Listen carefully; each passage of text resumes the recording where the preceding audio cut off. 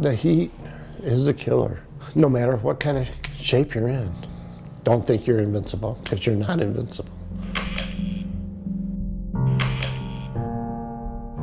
Judy was full of life and fun and caring. When I met her, I said, you know, I'm not looking for somebody to change me. I'm looking for somebody to add to my life.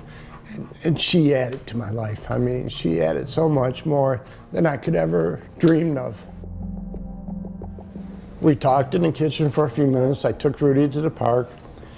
We had a little kiss before I went to the park. We go to the park, I come home, and I look through the kitchen window, and she's out there adjusting herself in her lounge chair, reading her book.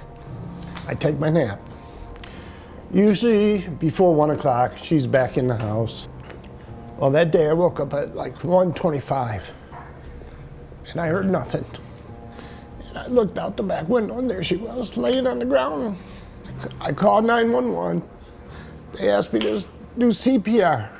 Keep doing the CPR until the first response gets there. So they get here, and they see her, and they say, sir, she's not coming back. And that was just one of the worst days of my life. And they finally ruled the cause of death accidental heat-related death. She was healthy. She had no problems. In this heat, it doesn't take long. Judy Reber is only one of at least 402 people who have died from heat-related illnesses this summer, marking the deadliest heat year on record for Las Vegas since the coroner's office began to consider heat as a contributing cause of death in 2021.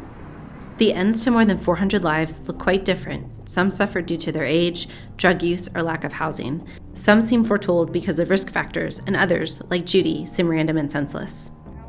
But they all have one thing in common. The punishing desert heat was either the primary cause of their death or a contributing factor. Not only was this summer hotter than normal, it was more consistently hot, and during the hottest times, it did not cool down at night. Such a phenomenon was particularly hard on the unhoused population in Las Vegas.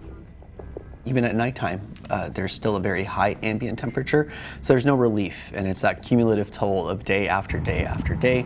You just can't get a complete break from it or avoid it. As heat rises, so too does the drug epidemic. I don't think you can look at our heat-related deaths without also talking about our fentanyl and methamphetamine and opiate-related deaths. We know that those drugs cause your body to not be able to thermoregulate properly. And so those two things in combination are very lethal.